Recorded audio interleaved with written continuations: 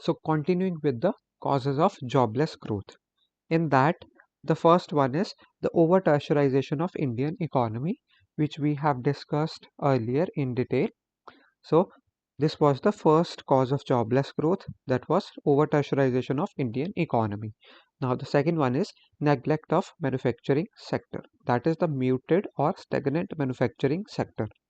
So this sector was ignored and the tertiary sector was over focused while the agriculture sector was already overburdened. So this also led to jobless growth.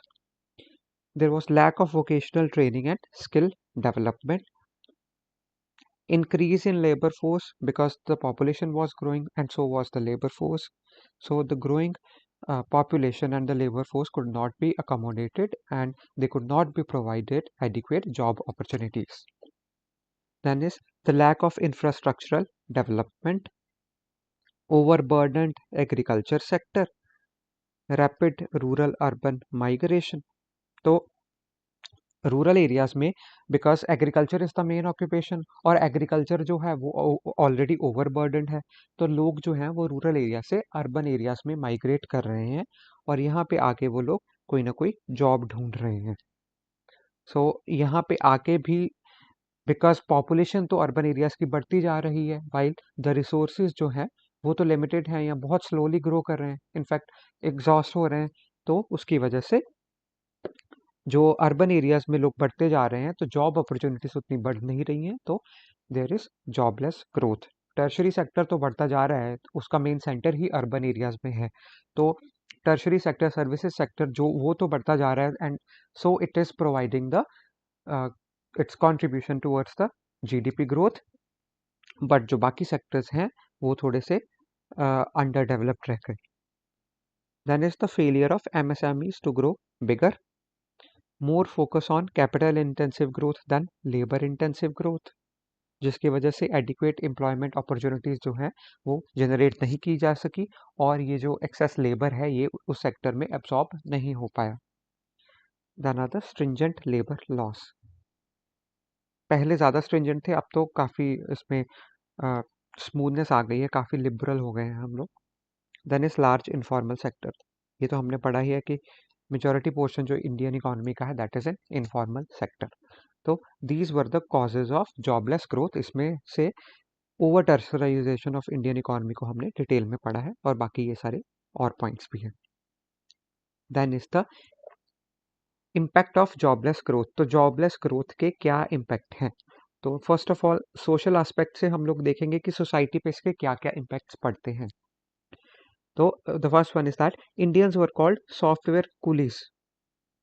तो Indians were called software coolies in the developed country because of this jobless growth.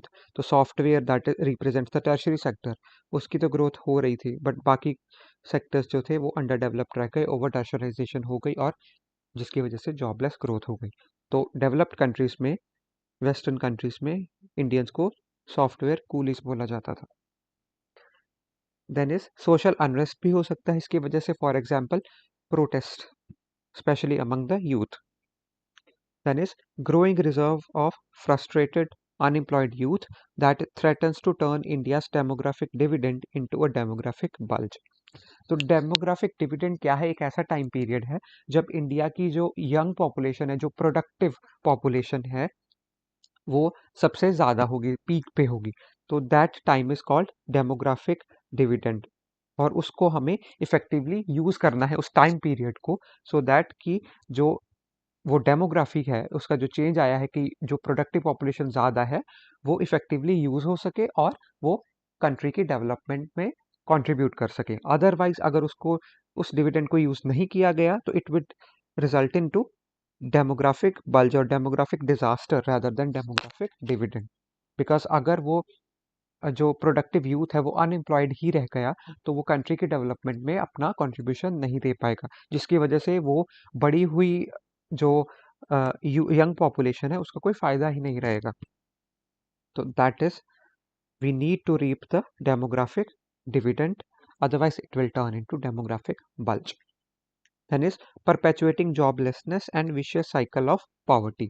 तो social impacts में ये भी आता है कि जब किसी के पास जॉब नहीं है तो उसकी इनकम कम होगी, सेविंग्स कम होगी, जिसकी वजह से वो अपने फैमिली मेंबर्स या अपने बच्चों की एजुकेशन पे इन्वेस्ट नहीं करेंगे, हेल्थ पे इन्वेस्ट नहीं करेंगे या कम करेंगे, जिसकी वजह से अल्टीमेटली वो लोग कम पढ़ पाएंगे तो उनको अच्छी जॉब नहीं मिल पाएगी। तो अल्टीमेटली ये विशियस साइकिल जो है पॉवर्टी का ऐसा चलता ही रहेगा बिकॉज ऑफ जॉबलेस ग्रोथ।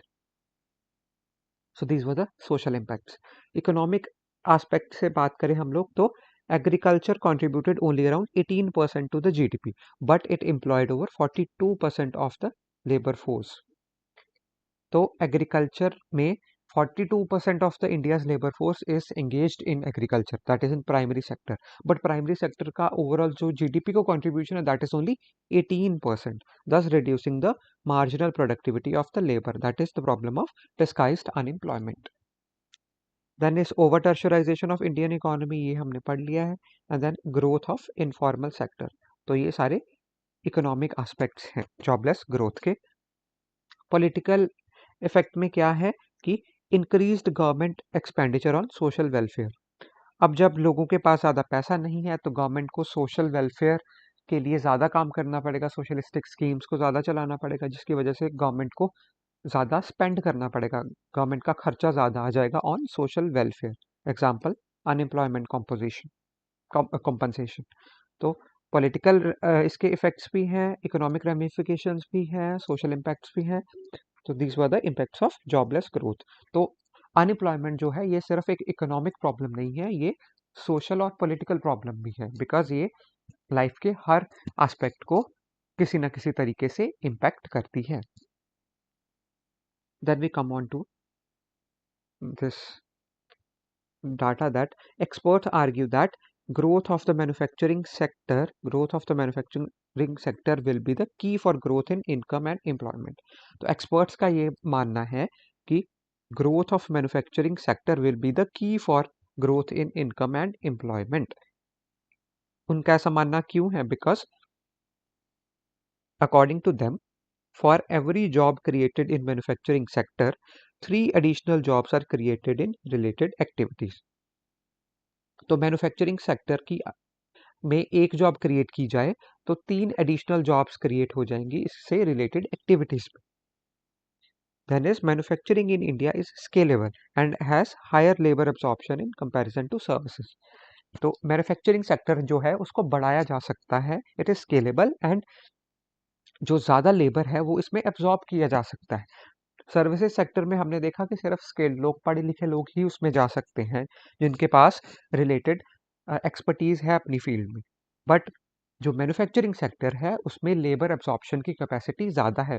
तो जो डिस्गाइज्ड अनएम्प्लॉयमेंट वाले लोग एग्रीकल्चर में हैं, एक्स्ट्रा लोग जो हैं वो एग्रीकल्चर सेक्टर से मैन्युफैक्चरिंग सेक्टर में डाले जा सकते हैं अगर ये सेक्टर को डेवलप किया जाए तो। It can deburden the agriculture sector and shift the labor to non-farm activities. That is the point we just discussed. So experts का ये मानना है कि ये 3 पॉइंट्स उन्होंने दिए हैं और ये बोला है कि growth of manufacturing sector will be the key for growth in income and employment in India. Now we come on to the government initiatives to address the jobless growth. तो गवर्नमेंट के बहुत सारे इनिशिएटिव्स हैं, उसमें से कुछ यहाँ पे हमने मेंशन किए हैं। सो जैसे कि पीएम मुद्रा योजना, PM Kaushal Vikas Yojana, production linked incentives scheme that is PLI scheme, Deendayal Antyodaya Yojana, NRLM that is national rural livelihood mission. ऐसे ही अर्बन एरियाज में भी है national urban livelihood mission. Then is national education policy 2020, then is credit guarantee scheme, Atal innovation mission, PM Rozgar Yojana, MG NREGA, skill India mission, startup India initiative, make in India. तो ऐसे काफ़ी सारे government की तरफ से इनिशिएटिव को लॉन्च किया गया है to address this issue of jobless growth. Then finally what is the way forward? What is the way forward to the issue of jobless growth? तो first one is addressing the joblessness by generating sustainable growth. तो sustainable growth को generate करना है और उसके साथ साथ में जॉबलेसनेस के इस इशू को भी एड्रेस करना है।